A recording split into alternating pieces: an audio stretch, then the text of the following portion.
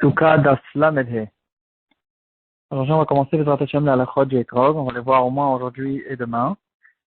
En ce qui concerne le Etrog, comme on a déjà vu à propos du Lulav, il y a deux sortes de choses qui rentrent sous le Etrog. Donc, en fait, on va donner une petite introduction. Et ensuite, on va voir beaucoup de halachot. Il faudra à chaque fois savoir si on parle d'un psoul qui s'appelle l'Ekichatama ou d'un psoul de Hadar. Donc, on a déjà vu que dans le pasouk, c'est écrit ou le kartem lachem, donc du mot le kartem, une prise. Les chachamim ont fait une racha qu'il faut prendre une lekichatama, une bonne prise, une prise entière et pas quelque chose de manquant. Et mis à part ça, du mot pri et hadar, un beau fruit, il faudra aussi que l'herba minime soit quelque chose de joli, de beau, et pas quelque chose de pas beau et de sec, et des choses comme ça. Donc, par exemple, on va donner des exemples. Ce qu'on appelle un psoul de l'ekichatama, c'est bien sûr un étrog qui est manquant. Il lui manque un morceau, ou bien il a été percé, ou épluché, ou fendu. Tout ça, c'est un problème de l'ekichatama. Les problèmes de hadar, un manque de beauté dans l'étrog, c'est un étrog qui a séché, par exemple, ou un étrog qui a une tache, ou des choses comme ça. Ici, c'est un problème de hadar. Donc, il faut savoir que dans chacun de ces deux sortes de psoul, il y a une khumra et une kula. Donc, quand on a un problème de l'ekichatama, donc un manque, un chasser, etc., donc, premièrement, il a une kula, que ce psoul-là, c'est un psoul qui concerne que le premier jour de Sukkot. Le reste de Sukkot, ce sera caché. Un étrog qui est manquant, qui a un problème de l'ekichatama, on peut retrouver dans le Shulchan Aruch, Siman Tav Resh Mem Tet Seif, qui dira que ce étrog-là sera caché pour le reste des jours de Sukkot, qui n'est pas le premier jour. Par contre, il aura aussi une khumra, que un problème de l'ekichatama, c'est quelque chose qui sera pasoul dans tout le étrog. On ne fera pas de différence dans les parties du étrog comme on le fera à propos de Hadar, des problèmes de Hadar. Dans tout le étrog, si le mont étrog il est un peu fendu, ou il a été percé, que ce soit en haut ou en bas, c'est un problème, c'est pasoul pour le étrog. Et il y aura aussi une autre khumra qu'on retrouvera dans les poskim, c'est que quand j'ai un problème de l'ekichatama, puisque c'est un problème en soi, c'est un vrai problème, c'est pas un problème que le étrog il est mal vu à mes yeux. Donc, même si il faut beaucoup bien regarder le étrog pour pouvoir remarquer qu'il y a ce problème, ce manque, ça sera aussi un problème, un psoul dans le étrog. Maintenant, en ce qui concerne les psouls de Hadar, donc les problèmes de beauté dans le étrog, un étrog qui a séché ou qui a un point noir, etc. Ce étrog-là, il sera pasoul, donc il aura une khumra qui sera pasoul pendant tout le Sukkot, pas que le premier jour. Mais d'un autre côté, il aura aussi une kula qui est un psoul qu'on retrouvera généralement que dans la partie d'en haut du étrog, qu'on appelle le chotam. C'est la partie du étrog qui est en haut, à côté du pitom. Et c'est que à cause de ça, puisque c'est la partie la plus voyante, la plus tapante aux yeux, c'est que à cet endroit-là où on retrouvera en général le problème de hadar. Et mis à part ça, il y aura aussi une kula que c'est que quand ça saute à l'œil, quand on voit tout de suite ce problème, c'est qu'à ce moment-là où ça sera un problème, où ça rendra le étrog pasoul. Donc aujourd'hui, on va voir, B'ezrat Hashem, les problèmes, les psoulim du étrog qui s'appellent les psoulim de l'ekichatama. Donc c'est tous les étrogim qui ont été manquants, qui ont été percés, etc. Et apparemment, c'est que demain qu'on pourra continuer. La deuxième sorte de psoulim, c'est les psoulim de Hadar. Alors, donc on va retrouver premièrement un étrog qui est manquant, qui lui manque un morceau. C'est un étrog qui est pasoul, comme on a dit, s'il est pasoul que le premier jour.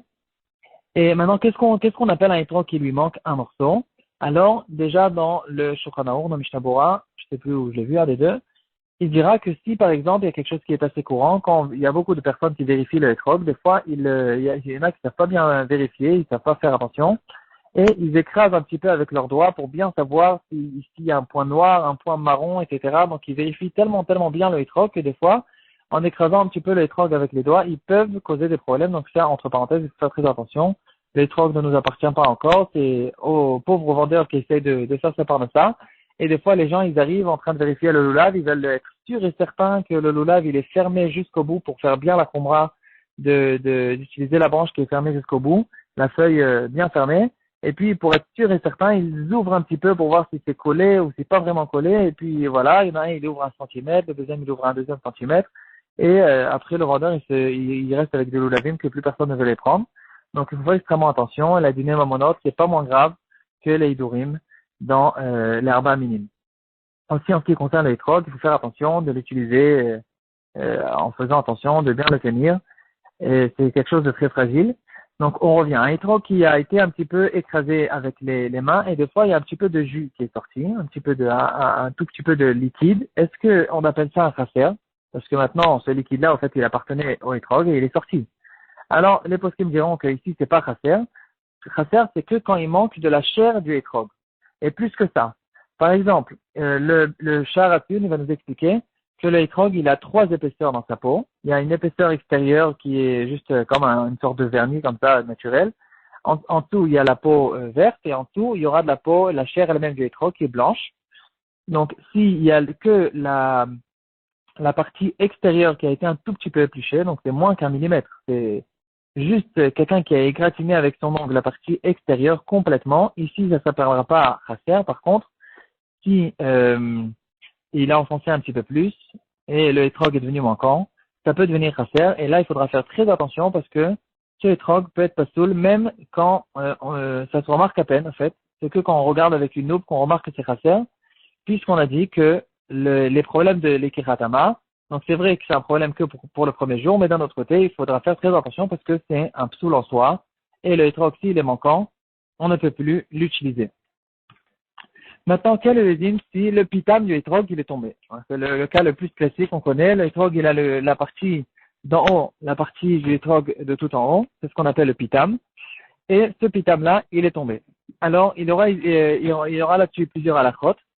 Donc, c'est pas tout le temps que ça rend pas soul, tout le temps, c'est le cas classique, on dit ton hétrog il est pas soul, le pitom il est tombé. Des fois, le pitom il peut tomber, le hétrog restera caché, ça dépend. Et on va voir trois cas. Premier cas, c'est dans un cas où le pitom il est complètement tombé et maintenant, à la place du pitom, il y a carrément un trou, un petit trou, sur le compte du hétrog. Là, c'est clair qu'il est pas soul. Maintenant, si le pitom il s'est coupé au milieu au milieu, c'est-à-dire le pitom, en fait, on peut remarquer, si on analyse bien, on regarde bien le pitom, il a un petit morceau qui dépasse, qui est fait, sa matière en fait c'est de la chair du hétrog, et au-dessus de ça il a un petit morceau marron par au-dessus. Alors si c'est donc le premier cas c'est quand il est sorti complètement et il a pris un petit peu du hétrog, il reste un trou dans l'hétrog, ça c'est pas soul.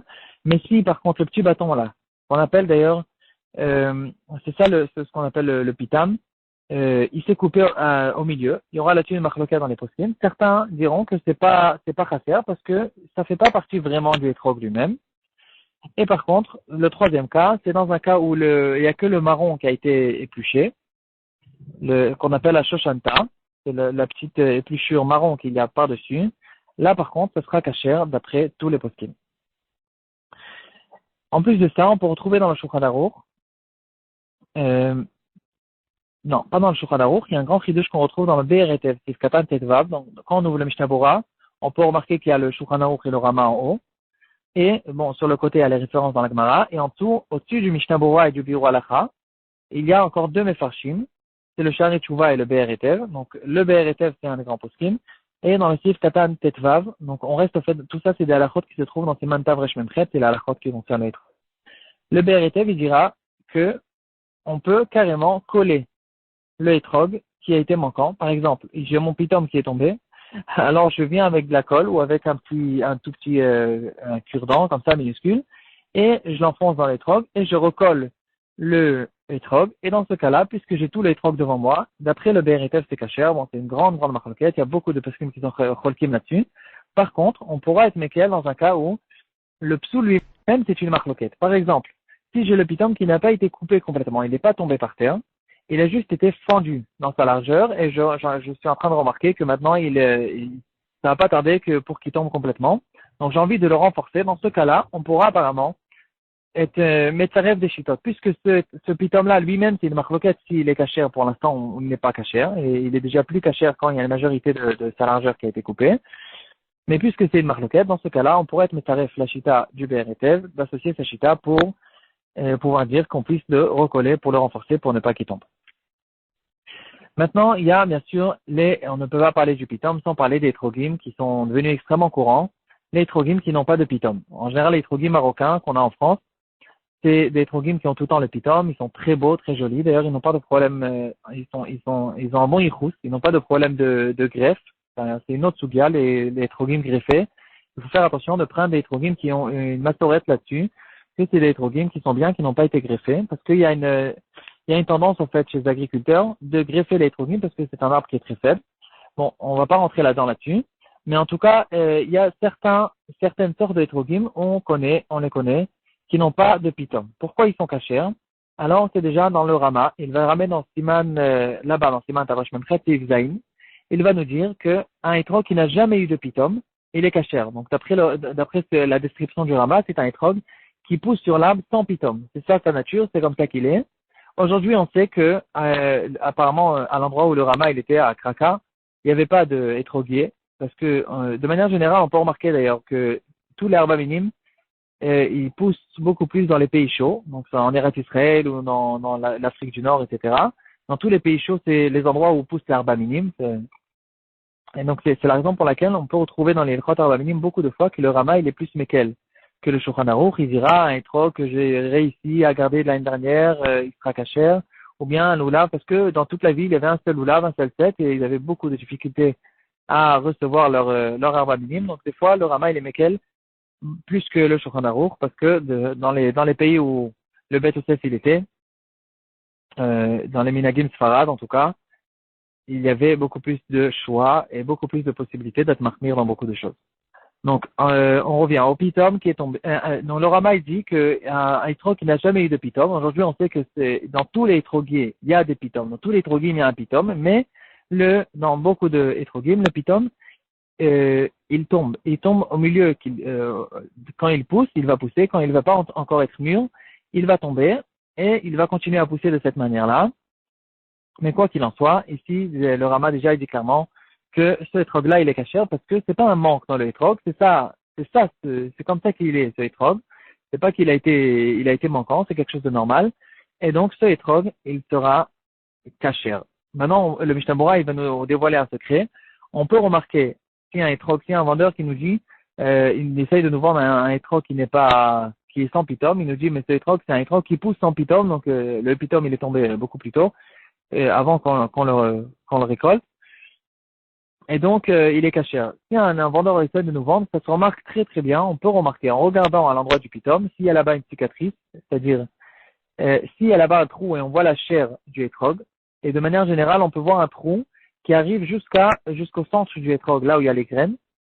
C'est-à-dire, théoriquement, on peut rentrer une aiguille à l'intérieur. On peut remarquer très bien que c'est un pitom qui est tombé et qui n'a pas poussé par la suite. Donc, il a la cicatrice. Il n'a pas été cicatrisé.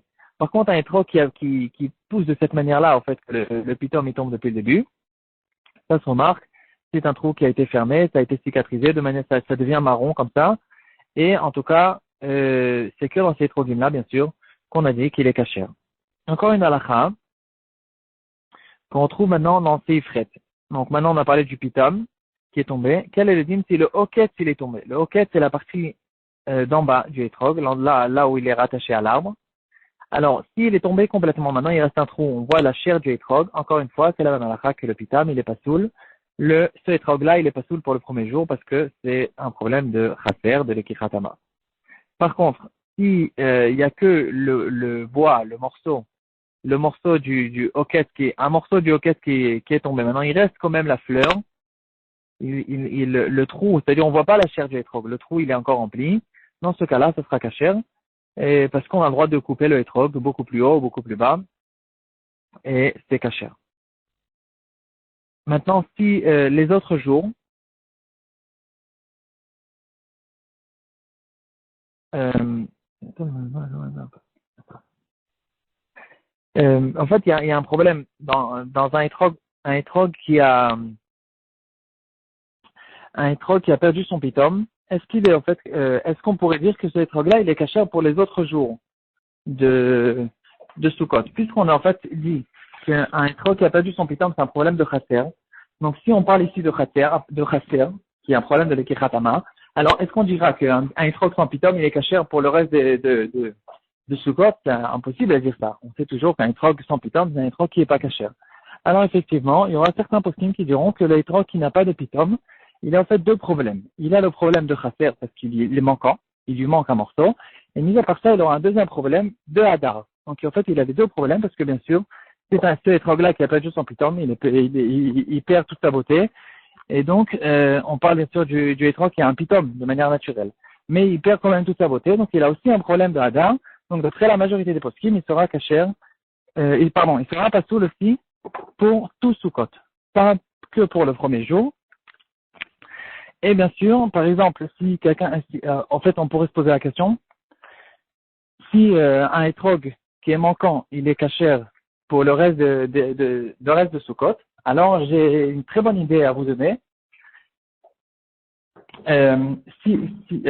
Pour le reste de Sukkot, c'est-à-dire pour le premier jour, chacun il aura besoin d'avoir son étrog, mais s'il n'y a qu'un étrog, par exemple, pour toute la choule, et qu'un étrog qui est manquant, il est caché pour le reste des jours, alors on n'a qu'à faire des morceaux. On arrive le matin à la choule, on prend le étrog, on le coupe en morceaux, chacun reçoit un morceau de étrog, et puis voilà, c'est bon, j'ai un étrog qui est manquant, il est caché pour le reste du jour. Donc ça, c'est bien sûr une blague.